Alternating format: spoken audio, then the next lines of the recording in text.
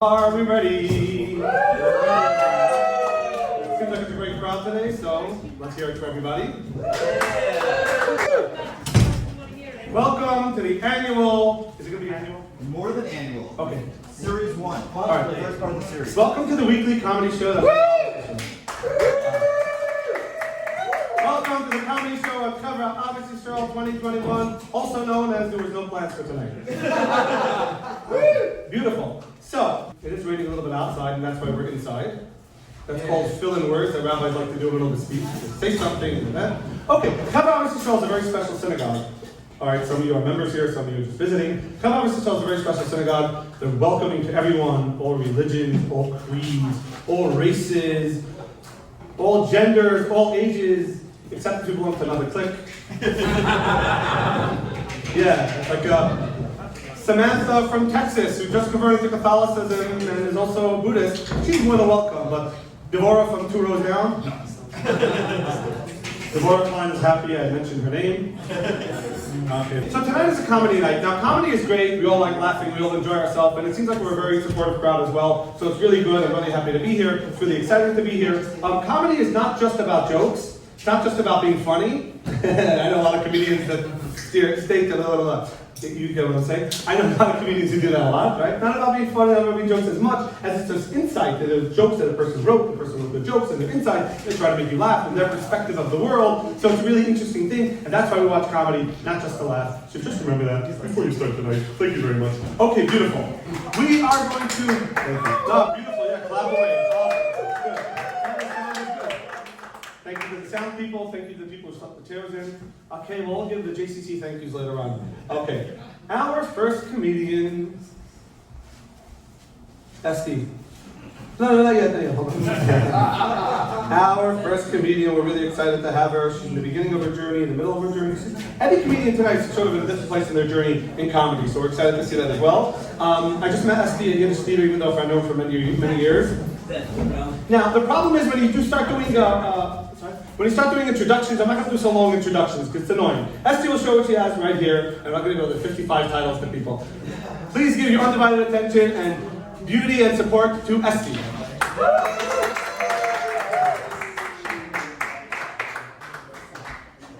Wait, I'm coming.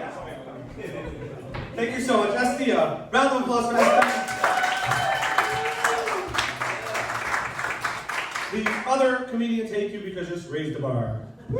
Yes, very good. Good work, good work. So the thing is, it's good to be here tonight. I can't stand when people say that. It's good to be here, obviously. Anyway, the thing is, people tell me that sometimes I try to do certain things in life, and I end up not being as successful as I should be because I get in my own way. You ever get that advice to get out of your own way? Get out of your own way. Get out of your own way. Just get out of your own way. Now, I'm a big guy. Plus, I have to get out of my own way. If I'm not careful, we can bump into each other. Now, my therapist told me that not every adult also has a child within that's in conflict with the adult. So we have 2 adults and 2 children, and I think I'm hungry. Okay, and then I realized that the negative voice in my head is not my voice, it's the voice of my father. So we have 6 voices and 4 people. And I grew up religious, orthodox. Anyway, so I grew up religious. And Shama, every person, every man, every body also has a soul. So we have 4 people, 6 voices, and 4 souls. So I'm in the psych ward. And the rabbi comes to visit me, and he explains to me that every soul has 5 levels. 2 are down here, 3 are up above. Anyway, get out of your own way, that's the point. No, that's it. You know? That's very, very important. You know, in the last 100 years, you had many famous presidential speeches. You know, presidents' speeches weren't really recorded until recently. So the last 100 years, they're very famous presidential speeches, and then they're well known for. All those presidents are well known for the one line. And the question would be, what if you took that one famous speech that one president made and gave it to another president to say? Okay. So, for example, FDR said a famous speech. He said, "Yesterday, December 7th, 1941, a date which will live in infamy, the United States of America attacked the Empire of Japan, attacked America," right? So imagine Barack Obama had to give that speech. He'd say, yesterday, December 7th, 1941, a date which will live in infamy for the people in America. Let me be clear. Japanese pilots were killed as well. I would like to send my condolences to Emperor Yamamoto and to his wife, whose name I cannot pronounce. No, I cannot. Anyway, then we have JFK. He gave a very famous line. JFK gave his famous line. He said, "Ask not what your country could do for you, ask what you could do for your country." So imagine George Bush had to give that speech, right? He would say, "Ask not what your country could do for you. A country does what a country does." And then finally, Clinton, in the 90s, he said, what did he say? I hate when people copy Bill Clinton, it's so annoying, but he said, did not have sex with that woman with Lewinsky, right? Imagine Donald Trump had to give that speech. Excuse me. First of all, I had sex with her, it was unbelievable. How was you? Guys that work for me have sex all the time. Excuse me. The problem is China. China's the problem. The problem is doing everything with China, and China does not have sex with America. And we're gonna have sex with Mexico. And Mexico is gonna pay.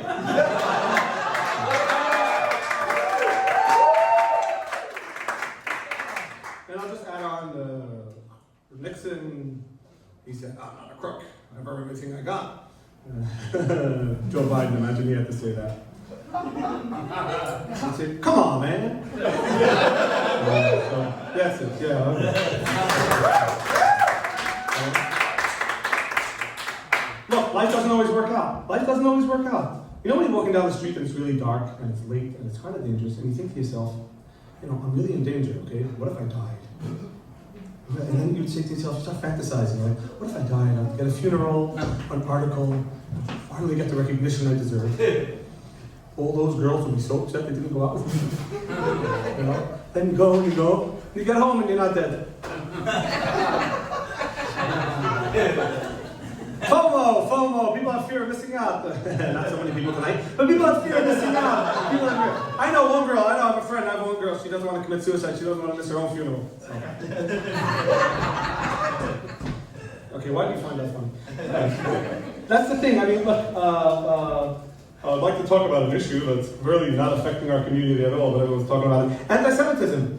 Yeah, the Jews are so excited. Anyway, so anti-Semitism is a problem. Anti-Semitism went up by 16,000%, right? And it's a big problem because stereotypes about Jews are wrong. And when anti-Semitism went up by 16,000%, all the Jews are mad. Okay? They said, we knew that anti-Semitism would have gone up by so much, we would have invested in it before.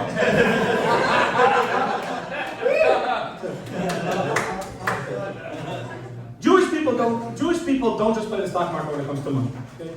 Jewish people do all this, blah, blah, blah. No, Jewish people don't just play the stock market when it comes to money. Okay? Jewish people play the emotional stock market as well. Okay? Jewish people, if you notice, they put emotional puts and calls before and after every statement. Okay? Jewish guy will tell you, let me tell you something. And they put an emotional put. They say, I'm not saying it's going to criticize you, I'm not saying I'm just telling you, Then they make the statement, they put an emotional call. I'm not saying it's the worst thing you ever did, I'm not saying it's the best thing you ever did, I'm just telling you. Okay? Puts and calls, whatever. Some people get the joke, some people don't. You can puts and calls and you can short stuff. Anybody know what shorting is? Yes. No, you don't. Nobody knows what shorting is. Every time you ask someone, what is a short? What is a short? So the first thing they go is, okay, the first thing they say, you don't know what short is, okay? And they come up with the same stupid numbers every time. Let's say the stock's $100 and you think it's going to go to $80. Okay, so the only two numbers you can come up with, 180. Okay, you come up with 655, 220, anyway. Then they say if you buy it later and shorter before and after, you make the money in the middle, and it's so confusing, they have no idea what the hell they're talking about. So, there you go. Okay. Next comedian today, we're very excited to have. Oh, Ricky, I heard them clapping for you already.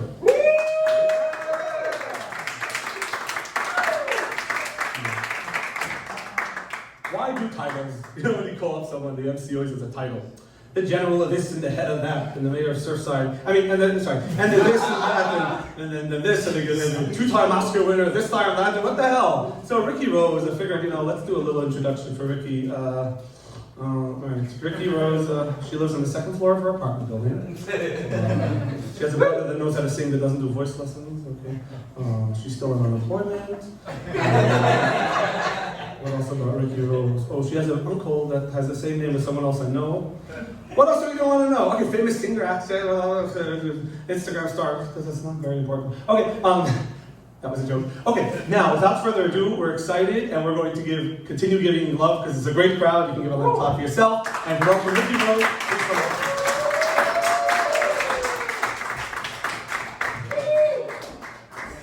Wow, thank you so much, Ricky Rose.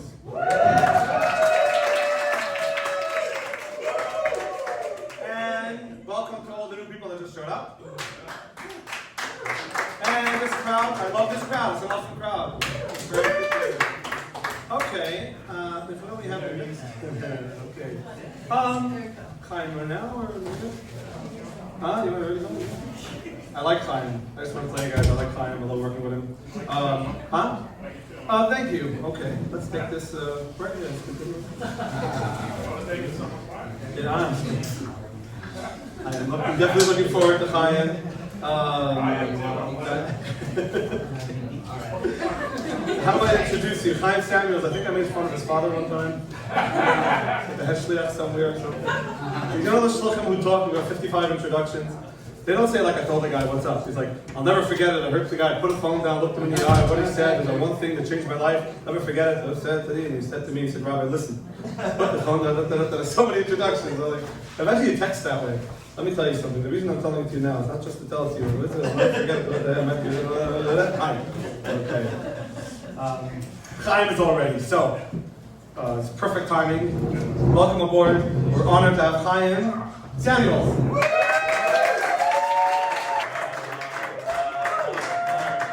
Let's hear it for Chaim.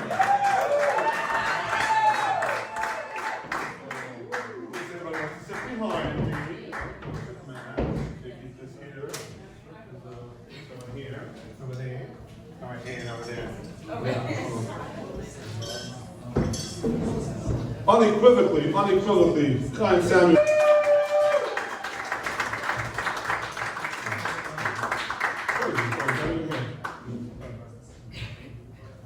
Hold on a second. Sorry. That was really great. I thoroughly enjoyed that. Oh, okay.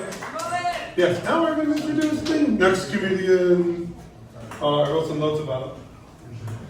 Shmuley Bolsovsky, attractive man.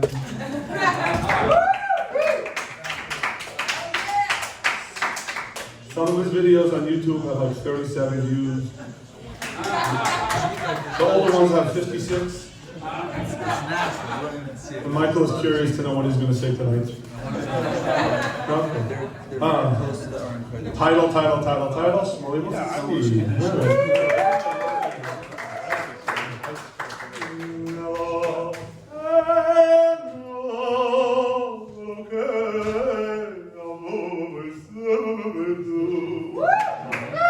And that's how I got out of jury duty. Before I begin my set, I just want to say the Jewish crowds are the worst. Yeah, Jewish crowds are the worst. You say a joke to a Jewish crowd, they think to themselves, ooh, I could have done that in 3 different ways. Besides, all Jews, they don't know so much about comedy. All Jews know are experts in comedy. They watch experts in comedy. They watch so much comedy. And then after the show, they come over to you and they say, hey, you know who's really funny? Okay. Then they start mentioning some comedian from the 1970s you never heard of. Eric Dunn. You ever heard of him? Like, what the hell are you talking about? You know, you should watch him. He's on YouTube. He's really great, okay? And that's really not nice because you know what I'm saying? If you go to a restaurant, is that a nice thing to do? In the back. Is that a nice thing to do? If you go to the restaurant and you eat a really good meal, you go over to the head chef and you say, hey, you know who's a really good cook? No, 2 blocks away. I'm telling you, you should go visit the guy. It's really great. You know? After you get a date, after a really nice date, you tell the girl, you know who I really find attractive? Okay, so we discussed different neighborhoods, and different neighborhoods are represented here. I think several different neighborhoods in Brooklyn are represented here. And I was thinking that, you know, anybody here from Brooklyn? Yeah. Anyway, so there's different neighborhoods in Brooklyn, and every neighborhood, guys, give me good. Anyway, so every neighborhood in Brooklyn represents different disorders, okay? So for example, Flatbush is ADHD. Right? Borough Park is depression. Williamsburg is oppression. And Crown Heights is bipolar. Boom! But then I was thinking to myself, let me give classes into people, because not everyone here is Lubavitch, right? I'm assuming you are. No, but really, not everyone here is Lubavitch, but I'm assuming I'm going to teach people how to speak like a Lubavitcher. It's a very simple thing. You want to know how to talk like a Lubavitcher? Very simple. You take 3 simple facts. Boom. We're going to say, let's see. Today's Thursday night. Tomorrow is Shabbos. And people want to be inspired. You just change the tone, and you turn off your ringer. You change the tone, and anyway. Oh, yeah. You're good. Is that part of the act? No, I like it. I like the tune. No, it's not part of the act. Anyway, so you want to talk about it. You take 3 simple facts. You change your tone, and you change your place in your voice. You say like, today is Thursday. Tomorrow is Shabbos. People want to be inspired. That's how you talk like a Lubavitcher. Okay. The truth of the matter is, I said I don't like Jewish crowds. The truth of the matter is, Jewish crowds don't even listen. Okay. One time I went up, I did 20 minutes of jokes. I came up and said, "How was it?" They said, "Your singing was beautiful." That's it. What are you gonna do? Okay, listen. This neighborhood is a very beautiful neighborhood. I gotta tell you. We all come to Crown Heights from different neighborhoods, but it's a very beautiful neighborhood. It's a very unique neighborhood. It's a religious neighborhood that welcomes in people that are not religious. Okay, and they're really, really nice about it. And they're open. And they're warm, and they're open, and they welcome you, and they show you the beauty of Yiddishkeit, and the beauty of the community, and they're on, and they're welcome, and as soon as you change your name from Joshua to Yeshua, you fakakta matshuva. And the guy's all confused. Okay, last week the rabbi was explaining the beauty of Shabbat. This week I'm at the kids' table. That's why I tell people, if you want to move to the neighborhood and become from. Just don't tell anybody. Keep it a secret, Even if you walked on Shabbos, tell them that you drove. Another thing about this neighborhood is that we're very into modesty. Well, not everyone's into modesty, but modesty is a very important thing. So we have tznius, modesty, decency, and then you have the shlisel challah. Shabbos after Pesach, you guys are familiar with the challah, the shlisel challah? Okay. Let me start that joke over again because I have fast forward in my brain apparently. That's where it's pause. Oh, okay, very good. Anyway. One of the things that people in our neighborhood focus on is decency, and some people call it tznius. Tznius is not just for men, it's for women, it's for everybody. Okay, you know Shabbos after Pesach, right? You guys have a special challah, the shlisel challah, right? You guys, do you see what you guys are making? Uh-huh. Do you see what it looks like? What's the matter with you people? And they always bring it out in the middle of the meal.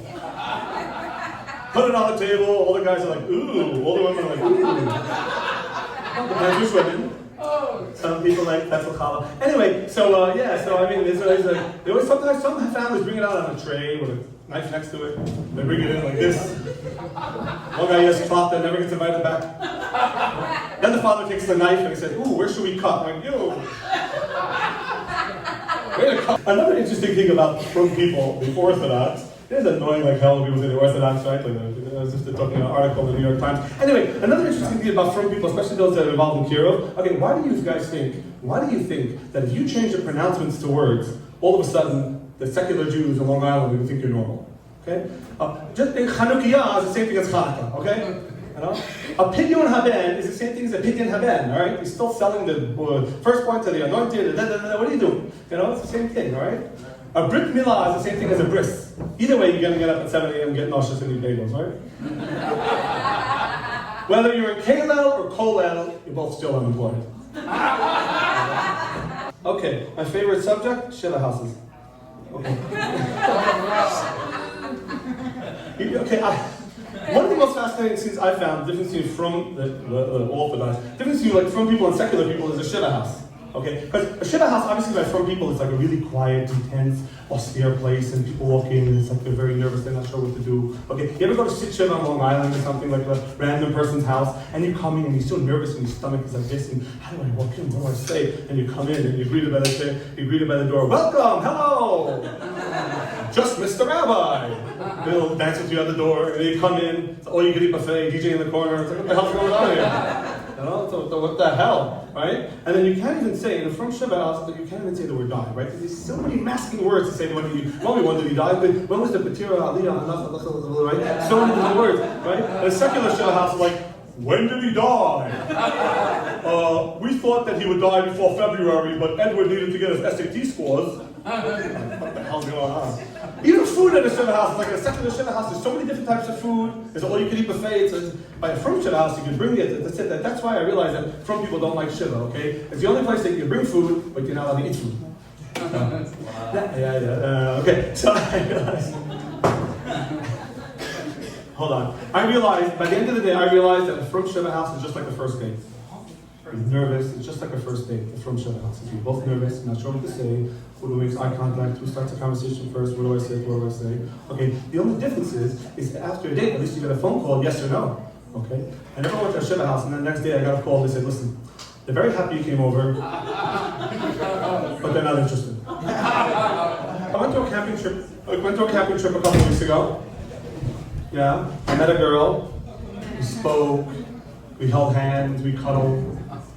Hey, it was a Jewish camping trip, okay? So that's the equivalent of getting laid twice. Yeah. That's the thing, I mean, I kind of gave up on dating anyway. I mean, look, I always say, you talk to the girl, you get out, you go out with the girl, and you this with the girl, and that. You always end up in the friend zone. Always ending up in the friend zone. Always in the friend zone. I just said, I'm going to surrender. I'm going to give up. Now when I approach girls, I'm like, hey, want to meet up during the day? You'll tell me about other guys you're attracted to? Come on, we'll go shopping. You'll tell me how nice I am. You know, I decided, you know what? I decided to forget it. I give up. You know, maybe I'll just become a homosexual. That's it. But I won't become like an annoying, like the stereotypical annoying homosexual. Hello, I'll become an intellectual homosexual. No one has anything against intellectual homosexuals. When a man loves another man, what's the definition of love? You're like, I want to hear more.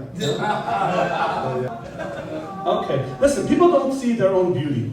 People don't see their own beauty. They fail to see their own beauty. And there's this girl, she was really beautiful, and I wanted her to see her beauty. And I was very passionate about it. So I called her, and I emailed her, and I texted her, and I messaged her, and I WhatsApped her, and I Facebooked her, and I really, really wanted her to see the beauty that she had. When the restraining order came, well, the restraining order was kind of special. It was a special restraining order, okay? No email, no phone calls, no email, no text messages, no Snapchat, no contact unless you need help moving. Did you guys hear the punchline? Okay. Okay, very good. Yeah, I mean, it's interesting because it's interesting because, why is it interesting? For several reasons it's interesting. Because with women it gets confusing, okay? When you approach the woman and you tell her you're interested, she's not interested in you, right? But if you walk away and you say you're not interested, all of a sudden she shows up. What does the fire department work like that? Like, look, we know your house is on fire, but you sound way too desperate. Oh, you have another fire truck there? We're coming right over. Anyway, so, okay. I used to be fat. Well, no, I used to be really fat. Now I'm a little fat, I used to be really fat, okay? And the thing, hold on, don't get all serious. But anyway, I used to be fat, I used to weigh 400 pounds. Then I lost 20 pounds, okay? And my friends still told me, oh man, you look so great. And women still saw me as a fat fuck. Okay? That's why what I did was very simple. I came with them, whenever I approach people, I approach with a before picture first. The truth is, listen, we just, being overweight is a bit of an issue. Like, you're overweight and you sit on the airplane. It's very annoying to sit, the most annoying thing about being overweight is sitting on the airplane. It's very hard to sit in an apologetic posture for 3 hours. And getting on the airplane is even harder, okay? So you walk on the airplane, and usually my friends all want to hang out with me. And this time, every row is saying, hopefully not us, hopefully not us, hopefully not us, hopefully not us. So what I do is let's say I'm row 27C, I'm like, continue walking, pass by row 27C, let them have their celebration, turn around, I say, it's us.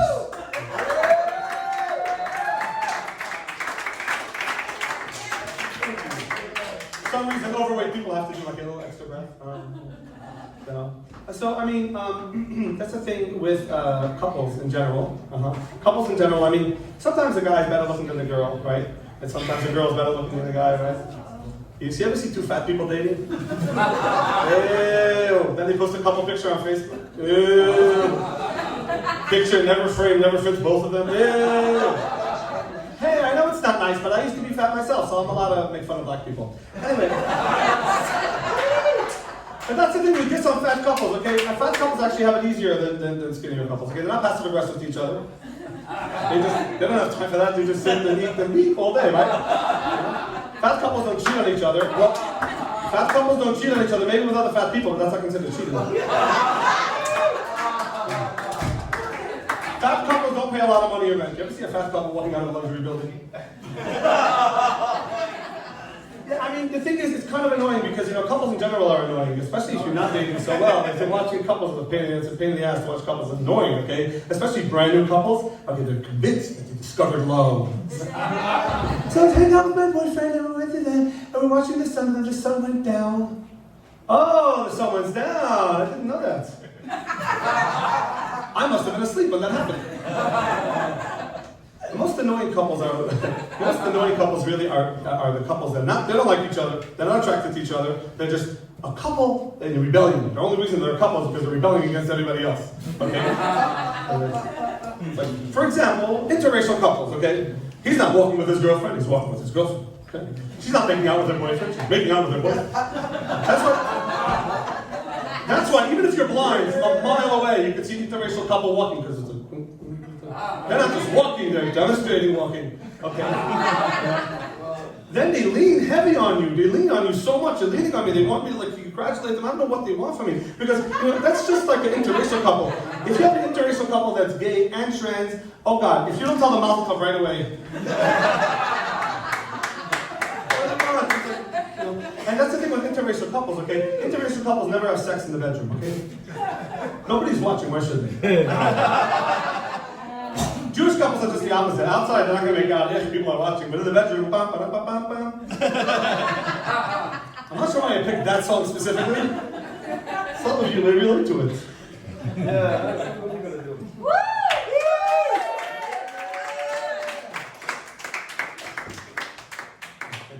So, I really hate the term OTD. Okay, it sounds like an industrial solvent. OTD, not OTD. So me personally, I'm like a little back and forth, crown eyes, moved out of crown eyes, and crown eyes, figuring it out, okay? Can't take the guy, what is it, you can't take the boy out of Amuna? No.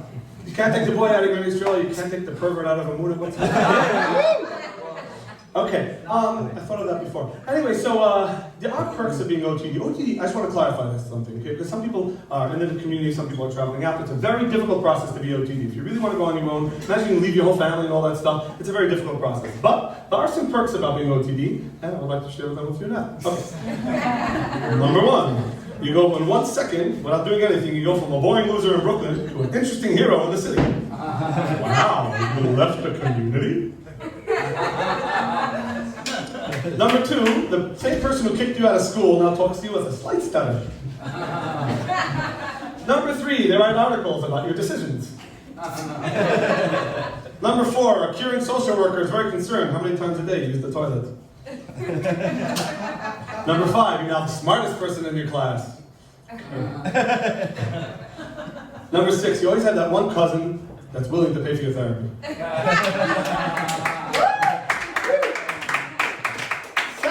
Jews, though, they want to help out secular Jews want to help out OTD Jews. Okay, they do. They really do. Okay, but sometimes they get a little carried away. Because secular Jews, sometimes they're like, what do? They start talking about from people, start talking about the Orthodox like they're not people. And it's kind of like weird. It's like, those baby makers. Like, what the hell? Those baby makers in Brooklyn having a lot of babies. It's like, yo, that's my sister-in-law you're talking about.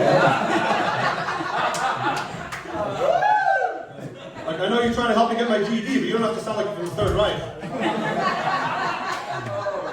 Baby maker, shit people. Yo, my aunt is pretty nice. What the hell, right?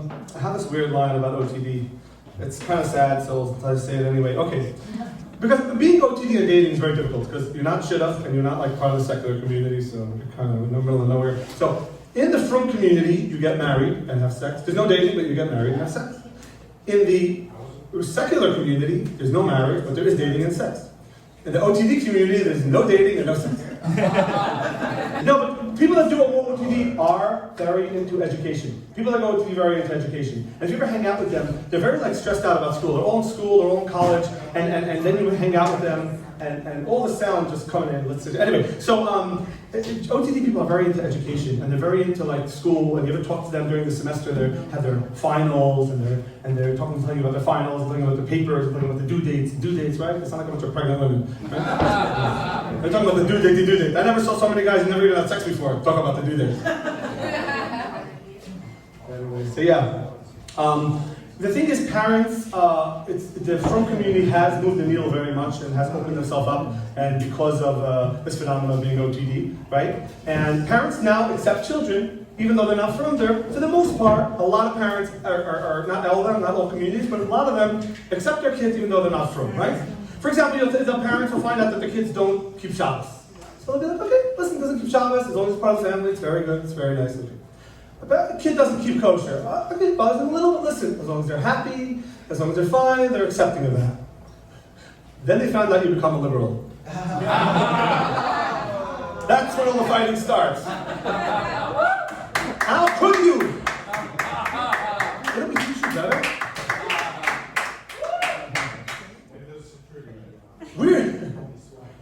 Where do we go wrong as parents? Okay, in fact, from parents, I think from parents would rather you bring home a Christian girl that listens to right-wing radio than hang out with a guy that volunteers for Bernie Sanders, okay? At least you can bring home someone that's not an embarrassment. That's the end of that joke.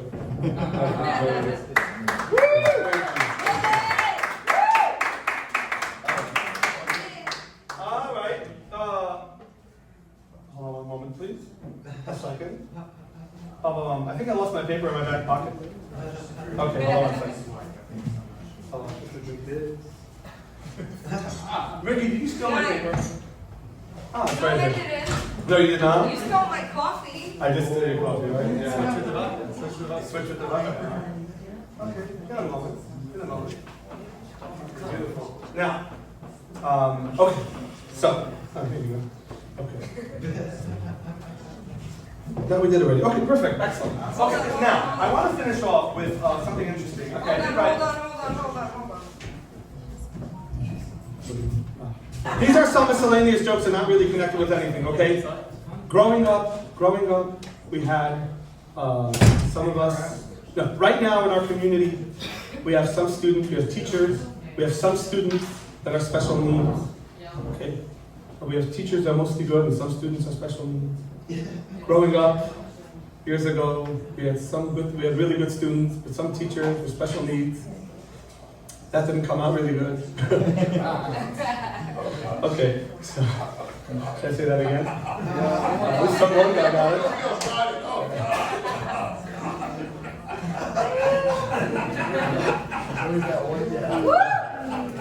I think he got the joke, okay. Okay. So, I'm single, I'm not married, I don't have a wife and kids, so I have a lot of extra time. Okay, I have a lot of extra time. Okay, my jokes are my children. You ever hear people say that? The jokes are their children? Right? Their accomplishments are their children? No, they're not. No joke ever woke you up in the middle of the night at 6 o'clock in the morning when you were desperate for sleep, and after you fed them for an hour, took a shit right in your hand, okay?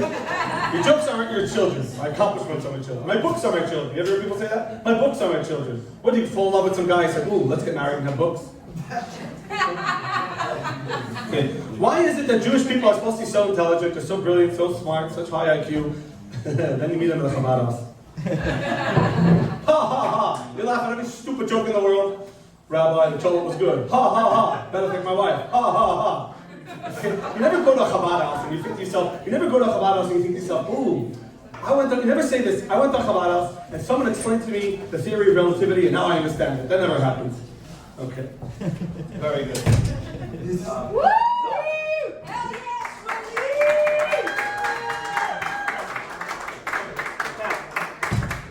This is part of doing comedy. You're supposed to say a story, right? Your story, your personal story. So obviously I do comedies with many different crowds, the Frum crowd and the secular American crowd, the Chabad houses and JCCs, and then I do Chabad comedy in the city for random people. So that over there it's like don't make jokes. Over there it's don't make jokes. Just tell them your story. Just tell them about yourself. And listen to my story. So I tell them, I grew up ultra-Orthodox.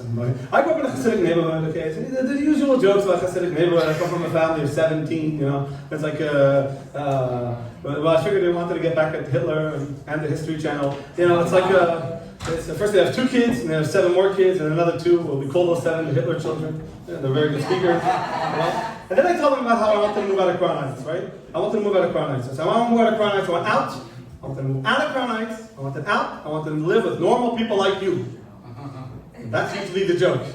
So then I talk about, like, I was in a castle, I moved out of Crown Heights, moved different places, and I ended up with some place called the Castle, okay? All non-Jewish people, all right? They were really cool people, plus they weren't Jewish, okay? They didn't know that I really liked them because they weren't Jewish, okay? And living at the castle was very interesting because it's like a burner kind of interesting house. Like I said, I was the only Jewish person there. And the people at the castle were very close to each other. They were very close. They were a little bit confusing. Okay, they called each other Polly, took something called Molly. Everyone went upstairs and took their clothes off. I was never invited to that party. Pure anti-Semitism.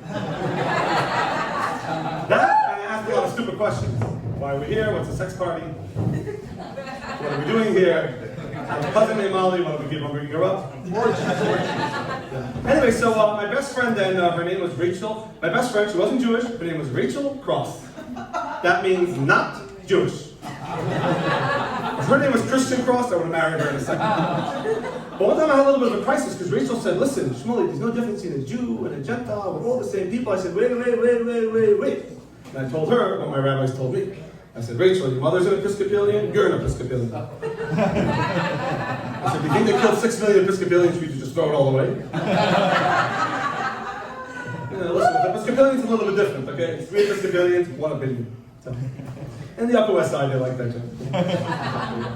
Then I went on the first date with a non-Jewish girl, okay, and I'm all excited. I'm going on a date with a non-Jewish girl. The only problem is I figured I'm a guy, I'm supposed to be more experienced in dating. The only thing is, the only thing that happened is that the problem is that she had her first sex party when she was 16, and my only experience in dating was getting in trouble for talking to my cousin. She had so much sex, she was in charge of something called consent. I know consent is important. Consent is important. Yeah, well, when that's the theme of the party, you know the music is going. Consent is important. It is. Yeah, but to me, a girl's an alien. Okay, you don't touch aliens.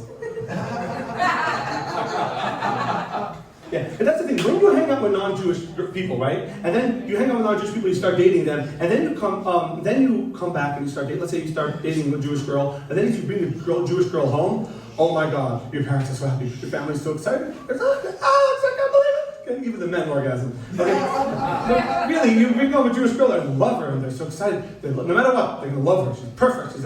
She could be a horrible person. She's perfect for you. She's amazing. She could be a prolific serial killer. She's amazing. You know, you can bring home a girl without a head. She's no longer alive. It doesn't matter. Just marry her. She's Jewish. Then I say, by the end of the day, what am I going to do? Okay, I'm going to stick with the Jews. What am I going to do? What am I going to do? I say, what am I going to do with people like you? Usually some people laugh. I say, what am I going to do? Move to an Italian neighborhood? Talk about where to park my car for 12 minutes? What am I going to do? Become a hipster? Sit there for 3 hours and not say anything? I tried it for 3 minutes, it didn't work. All these hipsters, K-hole. Anyway, and by the end of the day, I say, I stick with the Jews. The reason I stick with the Jews is for the food. I said, you go to Williamsburg, and you get a Danish for $2, a big, fat, amazing, juicy, enjoyable Danish.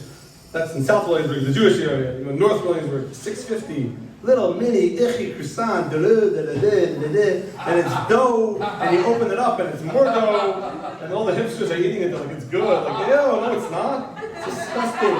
Then there's like a thing on it, no global warming, $7.50. Then there's the whole thing, trans something, it's $8.50. Hey, my father was reading the ingredients on something. He said, no trans fat. He said, Sean, the liberals are making food. Then he said, we're not going to go exterminator for the nice. The liberals will let them live. I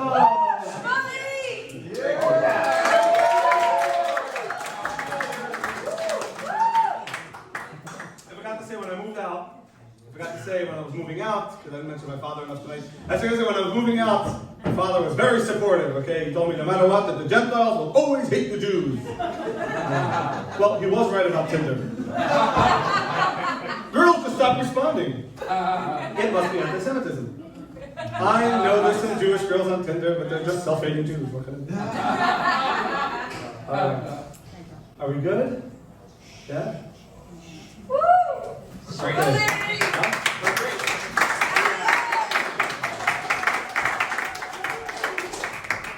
It seems like you guys want to hear more comedy. Yeah! Are you all ready to get up here? No. Voice. This is a rant I wrote. Let's see if we can find it. We can't. Okay. Let's see. Now, you're not going to listen to my voice, turn on my voice, and say, ooh, let's listen to Shmuel Sasky and meditate, okay? It doesn't make sense for any Jewish people at all to do meditation, all right? That's why whenever Jewish people do meditation on YouTube or anywhere, they always change their name to Ram Hatam, okay? Also known as Mendel Goldstein. If you go to India, you ask the guy, what's your name? He'll say, my name is Ram Hatam Goldberg. And then also on Instagram, you have my name is Gaia. Like, shut up, Rachel Moskowitz. But that's the thing with meditation, okay? Who gets ripped off with these fake meditation, these fake weekends? Who gets ripped off? It's always people with money, educated people, smart people. Stupid people don't get ripped off with fake meditation.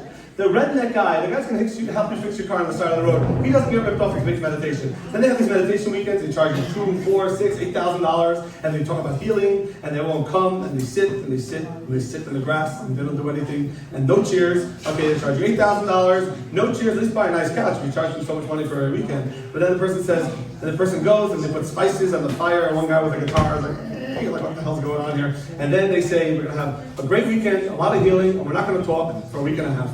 Okay. And they're like, perfect, okay, $8,000, you're not going to talk for a week and a half, I should try the same thing. I'm going to get up here, $50, I'm going to get up here and not say anything. Okay. $100, I'll do it. Okay, so that's the thing with meditation. And what are you going to do? Also, when you hear meditation, you ever listen to meditation on YouTube? I'm sure some of you are into it. Why is it that meditation is supposed to be about calmness, serenity, and beauty, and whatever, and every guy sounds like he's about to kill you, okay? When you take my breath under your breath, when you hold it with the wings fluttering under you, I'm so sorry.